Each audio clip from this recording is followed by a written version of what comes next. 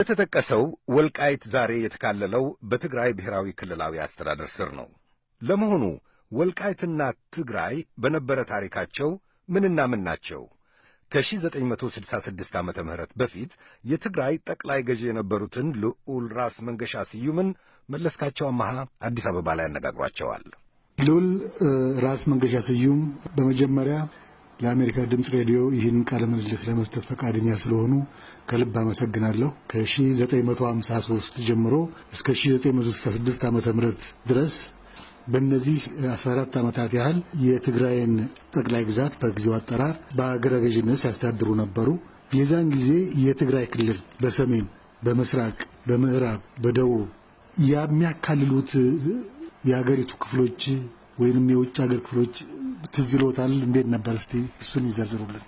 እኔ በ1953 በትግራይ አስተዳዳሪ ሁኜ ስላክ የግርማዊ ጃንሆይ ቀዳማዊ ኃይለ ሥላሴ በዛን ጊዜ ከዱርጌታ ጀምሮ ሲተዳደር የነበረው እኔም በልጅነቴ ጀምሮ ማውቀው ከዛ በፊትም ቢሆን መሰማው በሰሜን በኩል ያለው ያው በኤርትራ በኩል ያለው ወሰናችን መረብ መሆኑን በዚህ በበጌምድር በኩል ደግሞ ባለው ተከዜ ተከትሎ መሆኑን በዚህ አይነት ሌላው ሁሉ ደግሞ እስከ አለውሃ ድረስ የነበረው የትግራይ ክልል እንደገና በግርማዊ ጃንሆይ ጊዜ ደግሞ እንደገና እስከ አለማጣ ጥግ ድረስ የመጣ መሆኑን በአፋር በኩል ያለው አስተዳደር ያው ከሁሉ ጋር በምንዋሰነው ተካሎ ቀይ ባህር ሲገባ የተቀረው ደግሞ እኛ በአንድ በኩል የአሰብ ይመጣል እዚህ በዳሎልና በጤው በኩል ባለው ደግሞ የኤርትራ አስተዳደር እኛ ደግሞ በዚህ በኩል ነን።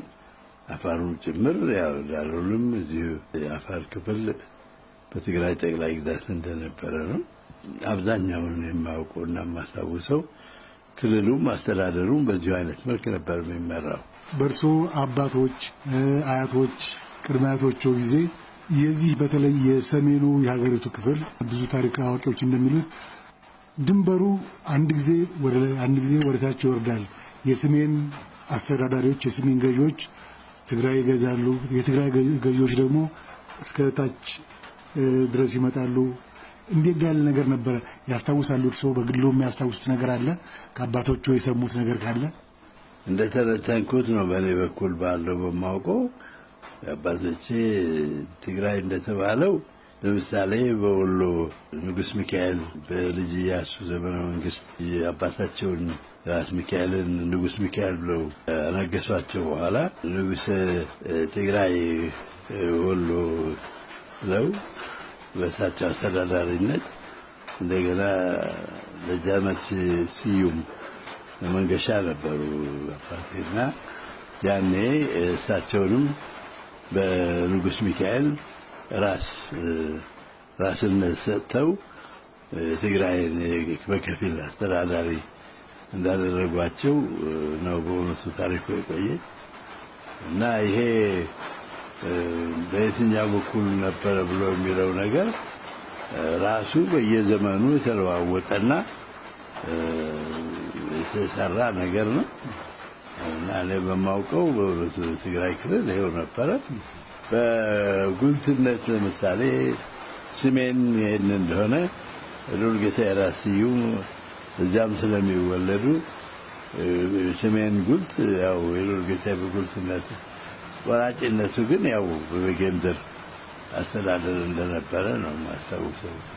አንዳንድ ወገኖች እንደሚሉት ደግሞ ከሆነ ከ1943 እስከ 48 ዓመተ ምህረት ባለው ጊዜ በምዕራብ በኩል ወልቃይትም ታች አርማጭሆም አብርሃ ጅራን ጨምሮ አብርሃ ጅራ አብድራፊ ወደ ጎንደር የተከለሉት በእነዚህ ዓመታት እንጂ ከዚያ በፊት የትግራይ ነበር የሚሉ ወገኖች አሉ። ይሄን የሚሉ አሉ። ቀደም እንዳሉት በደቡብም የትግራይ ክልል እስከ አለዋ ድረስ ይደርስ ነበር። በላይም በኩል እስከ ሐማሴን ድረስ ይደርስ ነበር። በምስራቅም በኩል አብዛኛውን ዛሬ አፋር ተብሎ የሚባለውን ክፍል የሚይዘው የትግራይ ክልል ነበር ወይም የትግራይ ጠቅላይ ግዛት ነበር እና ይሄ ሁሉ የፈረሰው በቀዳማዊ ወያኔ ምክንያት ነው የተሸበሸበው የሚሉ ሰዎች አሉ። ከዚህ ጋር ተስማማሉ እርሶ? እንግዲህ ሰው በየበኩሉ የራሱን ታሪክ ይዞ የሚተርክ ይኖር ይሆናል። እኔ እስከማውቀው ድረስ ወያኔም ጊዜ ሆነ የክልሎቹ መስፋፋትና መጥበብ ትግራይም ቢሆን ከመረብ ከኤርትራ ጋር በነበረው መረብ ነበረ ወሰኑ። በተቀረ ሱዳን ድረስ ይሄድ ነበር። ወልቃይትና እንትን የሚባለው እኔ አሁን ነው የሰማሁት። በጥንት ጀምሮ በነበረው ደግሞ በትግራይ ክልል ግን ወደ ኤርትራ በአጼ ምኒልክ ዘመነ መንግስት ለሳር ብላ ብለው ጀላሎች ቸሪት የሚባለውን አስተዳደር ለሳር ብላ ብሎ ነው ስለከለለ የሚባለው። ይሄን ደግሞ እንደዚህ ያለ ሆኗል። አሁን ኤርትራም የራሷ ክልል ካላት እኛም የራሳችን ትግራይና ይሄ ወልቃይት የኛ የአዲያቦ ክልል የነበረውን እንመለስልን ይገባል። እኛ ወሰናችን ወሃጀር ሱዳን ጠረፍ ነው በሚል ያቀረብኩት ጥያቄ ሁሉ ነበር እንጂ በሌላ በኩል እኔ ጥያቄም አልቀረበልኝም። ያለው ጊዜ የነበረው ትግራይ አሁን የተባለው ሁሉ እርግጥ በሉልጌታዬ በኩል እስከ አልዋሃ ድረስ ወሰናቸው እንደነበረ በወሎ በኩል ቅድም እንዳልኩት እሱ በጃንሆይ ጊዜ እንደገና ተመልሶ እስከ ዞብል ድረስ መጥቶ መቆረጡን ማለቱን ይሄን ሁሉ የዚያ መጨረሻው ናቴ ነበረ ነው። በተቀረ በአፋር በኩል ያለው ብዙ ችግር አልነበረ። ብዙ ክልልም የተለወጠ ነገር ያለ መሆኑን አላውቅም። የወልቃይት ተወካዮች ነን የሚሉ ሰዎች እዚህ አዲስ አበባ መጥተው ለፌዴሬሽን ምክር ቤት እኛ አማሮች ነን እንጂ ትግሬዎች አይደለንም፣ ስለዚህ ይሄ ማንነታችን ይታወቅልን ብለው ጥያቄ አቅርበው ነበር ባለፈው 2 ሳምንት ግድም።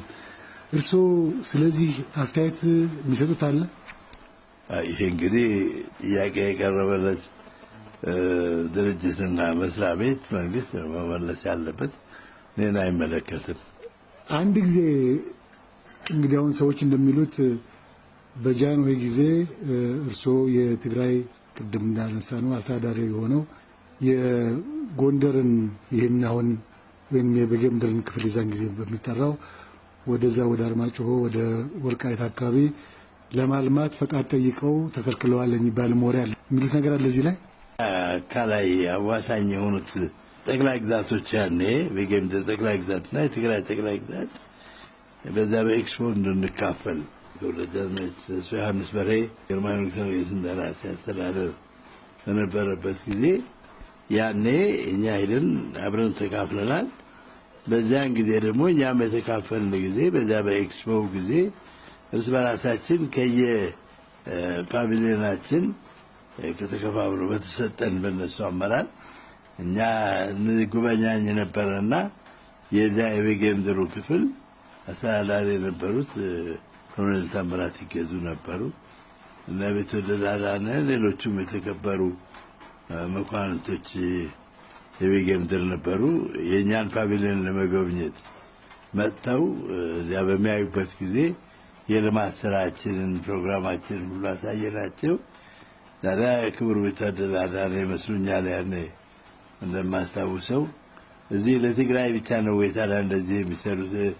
ለኛስ እንደዚሁ መንገድ ቢከፍቱልን እናንተ የትግራይ ሰራተኛ እኮ ነው መጥቶ ሁመራን ያቀናልና ለእናንተም ጥሩ ይሆናል። አሁን በአስመራ በኩል እየዞረበው መሀጀር ነው ወደ ቤቱ ወደ ትግራይ የሚመለሰው። በዚህ ግን የ150 ኪሎ ሜትር ርቀት ነው ያለው እና ይሄንን መንገድ ቢከፍቱልን ብለው ስለጠየቁ አይ ከተባበርን እናንተም የነዳጅ ታዋጣላችሁ እኛም ባለን መሳሪያና እውቀት እንደተባለው ከ40 ሺህ የበለጡ ሰራተኞች ከትግራይ ሄደው የሚያቀኑ መኖራቸውን እናውቃለን። ትልቅ ስራ ነው። አብረን መተባበር እኮ ይገባናል ይሄማ በሚል ተስማምተን ከ3 ወር ያህል እኔ ራሴ መንገዱን እየቀየስኩኝ አብረን ሰርተን ስናከብር ራሳቸው ቢተደድም እየተመላለሱ ሌሎችም የወልቃይት እና የጠገዴ ሰዎች ከኛ ጋር አልተለዩም። በገንዘባቸውም በነዳጅ ማቅረቡም በምግብ ማቅረቡ ሁሉ ሳይለዩን ተከዜን ተሻግረን ያኔ በልማት መስራታችን እርግጠኛ ነን። እንግዲህ በአሁኑ ጊዜ እርስዎ ቅድም እንደነገሩኝ ከፖለቲካ ውጭ ነዎት፣ እድሜም ገፍቷል ይላሉ። እንደ አንድ ኢትዮጵያዊ አባት ለአሁኑ ሁኔታ የሚሰጡት ምክር ምንድን ነው? መቼም በምሰራበት ጊዜ የተቻለኝን ያህል ለሀገሬ ለወገኔ ሰርቻለሁኝ። አሁን ደግሞ ምን የምሰጠው ምክር አለ? መንግስት ይህንን እያጠና በበኩሉ ደግሞ በራሱ ያለው አስተዳደር አሁን በኢህአዴግ በኩል በ9 ክልሎች የተከለለ ስለሆነ የእያንዳንዱ ክልል የተከፋፈለ መሆኑ ትግራይም ቢሆን ራሱ እኔ አስተዳድረው የነበረው አፋር ተከልሎ ለብቻው ራሱን የቻለ ሆኗል። በዚህ አይነት መልክ የሰሩት ነገር አለ። እሱ እንግዲህ ይጠቅማል ብሎ ያው ያለው መንግስት በሚወስነው የሚያጠናው ነገር አብሮ ራሱ ኃላፊነት ወስዶ ከሚያጠና በስተቀር እኔ ቅድም እንደተባለው በፖለቲካ ሆነ በአማካሪነት ይሄ ይሁን አይሁን ብዬ ሀሳብ ለማቅረብ አልችልም። ልዑል ራስ መንገሻ ስዩም ስለ ትብብሮ በድጋሚ በጣም አመሰግናለሁ።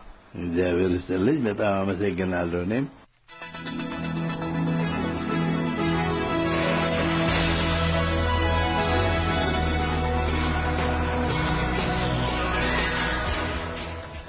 ልዑል ራስ መንገሻ ስዩምን፣ አቶ ብርሃኑ አስረስን እንዲሁም አቶ ላቀው ዳርጌን ባልደረቦቼንም ትዝታ በላቸውና መለስካቸው አማሃን ከልብ እያመሰገንኩኝ ወደ ተከታይ ዝግጅቶቻችን እንለፍ። ለማንኛውም ዝግጅቶቻችንን በኢንተርኔት amharic.voanews.com ወይም በእጅ ስልኮቻችሁ voa.horn.mobi ላይ ማዳመጥ እንደምትችሉ ላስታውሳችሁ። በፌስቡክና በትዊተር ቪኦኤ አምሃሪክ ብላችሁ